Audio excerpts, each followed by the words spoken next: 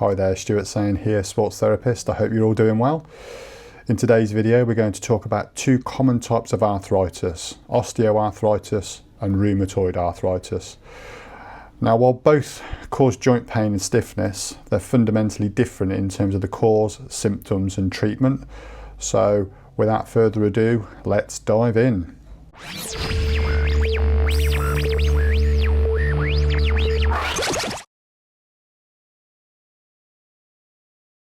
So first off, let's look at osteoarthritis, or as it's also abbreviated, OA.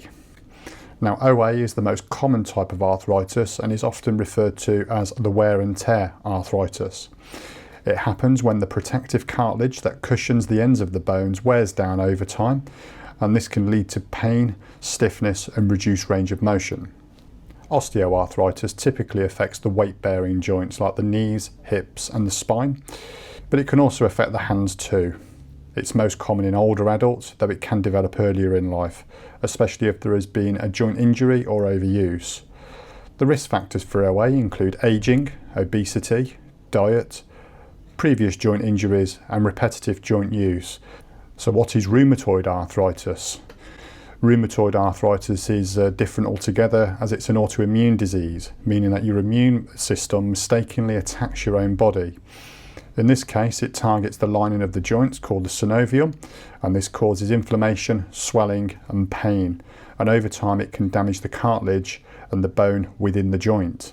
Rheumatoid arthritis can affect any joint, but often starts in the smaller ones like the fingers and the toes, and unlike osteoarthritis, it's not limited to just wear and tear.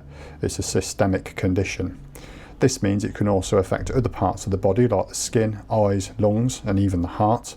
The good news is rheumatoid arthritis is a little less common than osteoarthritis and often begins between the age of 30 to 50, though it can occur at any age.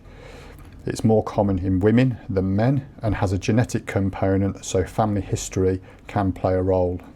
In terms of causes, osteoarthritis is caused by mechanical wear and tear of the joints, whereas rheumatoid arthritis is caused by an autoimmune response attacking the body, leading to inflammation. Symptoms for osteoarthritis tend to develop gradually and worsen over time. Pain and stiffness can occur after activity or at the end of the day, whereas rheumatoid arthritis symptoms can appear suddenly and include joint pain, swelling and stiffness. Often worse in the morning or after long periods of inactivity.